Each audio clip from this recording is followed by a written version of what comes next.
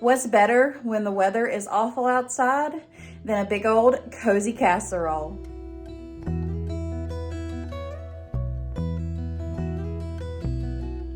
Hey y'all, I'm Sammy and welcome to my kitchen. Today's video is all about the casseroles, and it's a special one because it's an annual collab hosted by yours truly. So make sure you check in my description box and go show all the lovely creators that have joined in some love and let them know that I sent y'all. But sit back and relax because I'm getting ready to show y'all 5 of my best and most delicious casseroles ever. Come on y'all, let's go. I know this chicken Alfredo gnocchi will be a hit in your house because it is comfort food in a casserole dish. So let's go ahead and get to making it. I have some salted water here on the stove getting ready to boil. We're going to go ahead and pre-cook our gnocchi. And if you've never heard of gnocchi before, or if you've never seen it, it's just these little dry potato pastas. They're really good. I love them. These are the mini ones. They do make the regular size ones, but I just break those up from the package and then I just dump them right on into this water. You will need the whole package of gnocchi.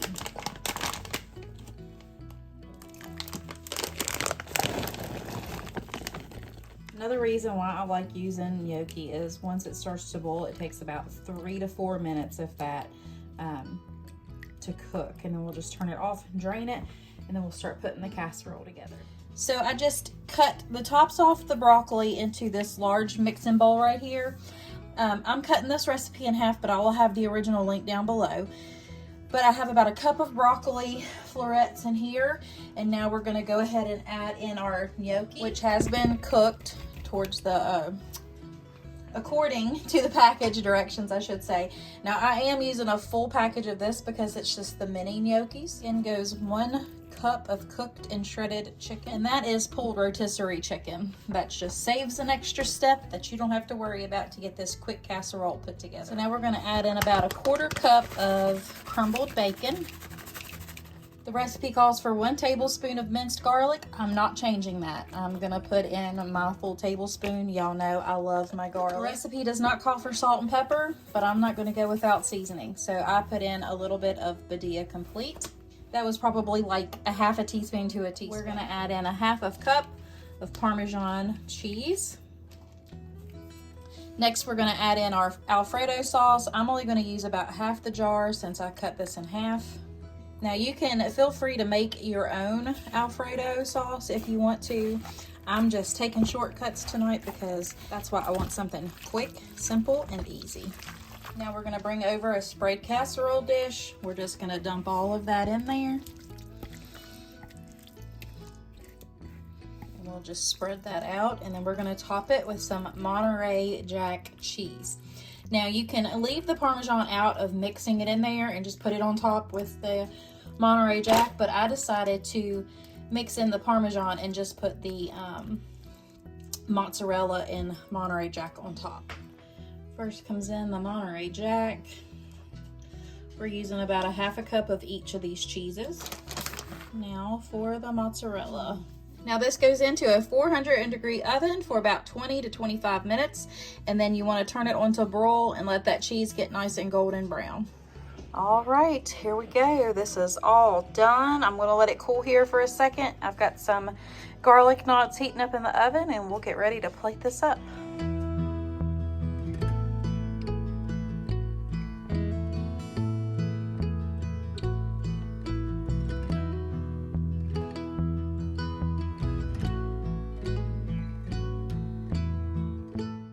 This crack chicken pierogi casserole will soon become your family's new favorite because it is everything comforting right in a casserole dish. So we're going to go ahead and get to making this. All right, y'all, so I've already got my casserole dish sprayed, and I've got my oven preheated or preheating to 375. So we are just gonna open everything up and dump everything into this bowl and then get it poured into the casserole dish. I'll have the recipe linked below that I use. It's off of plain chicken. So let's get this put together, shall we? All right, so I've got the pierogies and both jars of the Alfredo sauce in there. I did put some water in the jar to get all of that sauce out though, because waste not, want not in this house. Now time for the bacon bits, the entire packet of ranch. And now we're gonna add in our Badia complete, just a little bit, or a lot of bit, however much you want.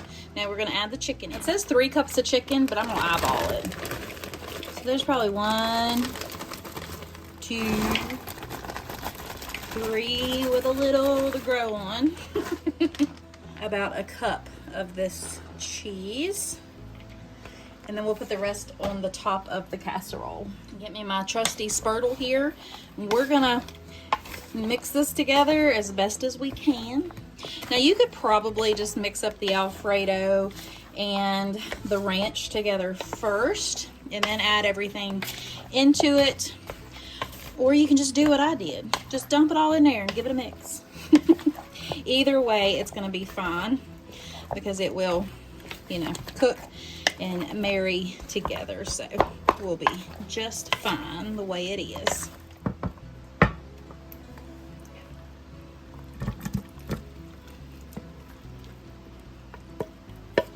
Now I'm gonna go get one of my little spatulas and get the rest of this out real quick. Now I'm gonna try my best just to kind of get these down in the casserole dish. So real life over here, I probably should have read the directions better because the pierogi should have been thawed. But hindsight's 2020. We're gonna go ahead and bake this in the oven. We'll just bake it at a lower temperature for a little bit longer and everything will be hunky-dory. So we're gonna go ahead and just put that cheese on it and get it into the oven. No mistakes, just happy little accidents, as Bob Ross would always say. And that's what we're going with. We're gonna say, not today, Satan. You're not ruining my mood and the food that I make for my family, because it is supposed to bless and nourish our bodies. So we're gonna go ahead and put this in the oven, y'all. All right, y'all, here is that casserole. It looks amazing and it smells amazing, so I know it's gonna taste amazing.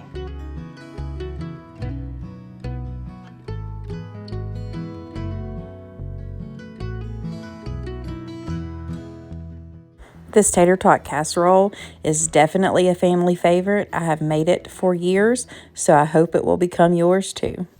All right, y'all, so we have our ground beef and onions already cooked down. Now we're gonna dump in our garlic and our soups. We'll stir it together, and then we'll get that casserole dish lined with them tater tots and dump this mixture right over the top of it, and then top it with cheese. All right, so into our sprayed casserole dish, we're gonna go ahead and dump that entire bag of tater tots right into the bottom. Now you could split this, put half in the bottom and then half on top of your beef mixture. I've made it both ways, but don't forget to season those tots. And then you'll dump your ground beef and mixture right over the top of it and then just spread it on out. Here, I forgot to tell y'all and show y'all that we're gonna put some Monterey Jack cheese. It is the best to go on top of this. So I'm just shredding it and we're gonna put it right on top. All right, y'all, here it is, hot and fresh out of the oven. And this baked for about 35 minutes in a 350-degree oven.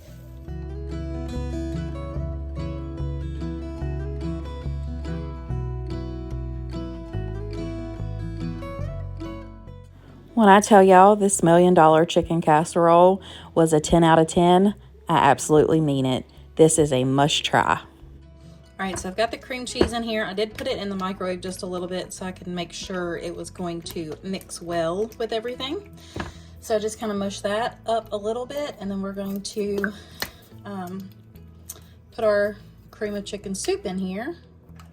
Then we are going to add in our sour cream. Then we're gonna add in about a cup of cottage cheese. That was about 4 to 5 ounces of sour cream. We're gonna add some garlic powder, some onion powder, and then we're gonna dump our chicken in. Now we're just going to give this a stir together, dump it in our casserole dish, and cover it with that. Crush up those Ritz crackers and add about 4 to 5 tablespoons of butter to it, and then get that mixed and put it on top here, and then we'll get it. Just going to kind of spread that around enough, and now we're going to add those buttery Ritz crackers. All right, so we've got this done. It's gonna go into a 350-degree oven for about 30 to 40 minutes. All right, y'all, so this is hot out of the oven, as you can tell, and we're just gonna serve it up with some steamed broccoli, and that's gonna be supper tonight.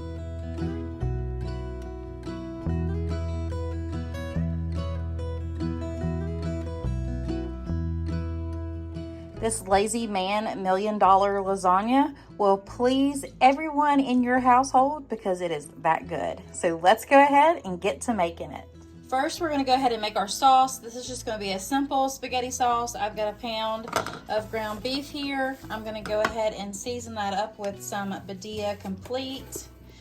And however much or however little you want, that's what you need to use, or whatever seasonings you want. You don't have to follow everything that I do, but this is my recipe, so I'll give you all the measurements. But I've got about a tablespoon or so of Badia Complete.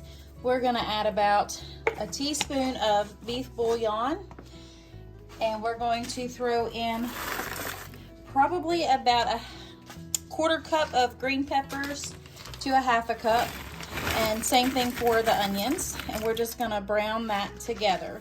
Now that the ground beef and the vegetables have cooked down together, we're going to add in a little bit of garlic powder, a little bit of onion powder. These are just to taste. And then we're going to add in a big old helping of garlic, probably a couple tablespoons. You can cut that down if you don't like garlic. But if you've been around here a while, y'all know that we all love garlic here. Now I'm going to do about 1 tablespoon of tomato paste. And we're gonna go ahead and just stir that together. This is just a traditional spaghetti sauce. Now that we've got our sauce in there, we're just gonna stir that together and let that simmer while we mix our $1 Million cheese mixture together. I got out a little mixing bowl right here. I've got an 8-ounce block of cream cheese that has been softened. We're gonna dump in about a 1/2 cup of Parmesan, and then we're going to add in 1 cup of cottage cheese. Now, if you're making a big dish of this, you'll need to double this part right here. To this mixture, we're going to add in a little bit of salt and a little bit of pepper to taste. And that is literally all we have to do to this. We're just going to mix it together and set that aside and start putting together our casserole. So we have into a sprayed baking dish. Like I said, this one's a little bit smaller than a 9x13. We're just gonna take a scoop or 2 of the sauce and kind of spread that around on the bottom, and then we'll start our layers. Now we're gonna layer in our little bitty raviolis. I just do a single layer, and then I do all those cheeses and sauce, and then I just repeat till we get to the top. Now, once we get that first layer, we're gonna add another layer of sauce. And now we're gonna come in with just little dollops of this cheese. Now we are gonna take a layer of sliced Gouda cheese, and we're just gonna go right over the top because it's gonna make it Gouda. I had to throw that in there, y'all. Y'all should know me by now. And now we're just gonna take this little 1/2 piece and put that right there. So finish the top layer. Now we're just taking the remaining of the cheese mixture, and we're gonna put that right on over the top. So now you carefully, as best as you can, it's not gonna be perfect. Just gonna spread that out. That spread around. Now we're just gonna take a little bit of shredded cheese and put that right on the top. So we've got that all layered together and topped off with some cheese. This is gonna go into a 350-degree oven for about 25 to 35 minutes, just depending on your oven. All right, here it is, hot and fresh out of the oven, and it is still bubbling, and oh my goodness, this is gonna be delicious.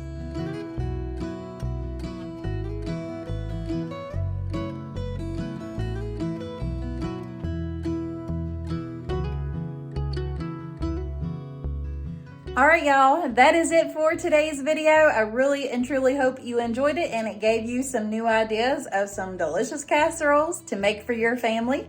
If you are coming over from any of the other lovely creators channels that have joined in, I am so happy to have you here, and I hope you stick around and see what else I come up with to share with you all. If you're needing some other ideas of some food inspirations, check out these other 2 videos that are on the screen right now. And until next time, if you are in need of prayer, please let me know below, and I would be honored to pray for you all. Until next time, God bless. Bye.